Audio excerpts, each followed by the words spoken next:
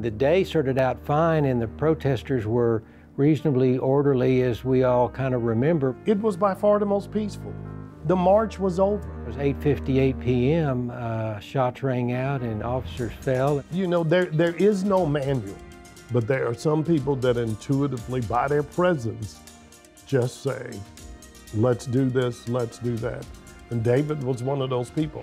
He said, we've got to deal with this estrangement that's growing between our police officers and our citizens. We've got to partner between police officers and citizens, not become divided. I'll be loving you until the day that you are me and I am you. Now, ain't that loving you? It can either be dealt with effectively or it lights a bonfire. And it didn't light a bonfire here. And that's simply because of David Brown. That's all there is to it. The seeds of that confidence, that humility, that calm, that leadership were born in David many, many years ago. David's story is so much the story of too many young black men. He grew up, in maybe not the ideal circumstance, but he didn't grow up in a family that let him park on that.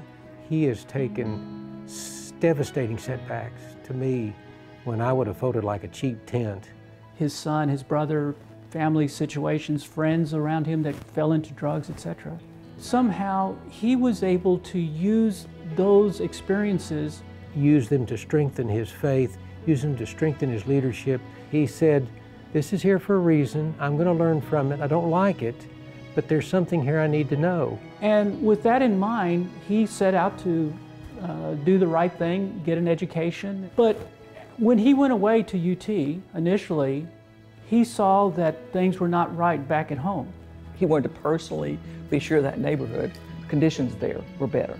His calling was so strong to him that he got on the bus and came back to Dallas and got into public service and law enforcement. And David just has that spirit of public service. It's in him.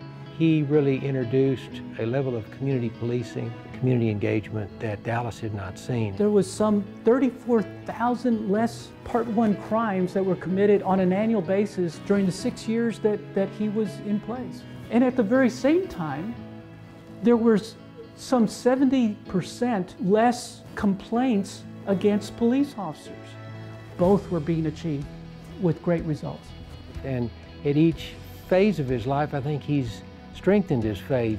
People would rather see a sermon than hear one. And I think his actions, his demeanor, speaks more powerfully about that than anything that I could say. He continues to be engaged in public service. He's serving on boards. His book, that is really a call to action, I think has great credibility because it's not anything different than what he did himself. It's an opportunity for those that saw a glimpse of him and wanted to get a fuller picture. He values his UT days, so I think this will be one of the great thrills from a part of his life that he probably didn't expect to hear from again. You go to UT, you'd move on, life's good, but this is UT coming back saying thank you.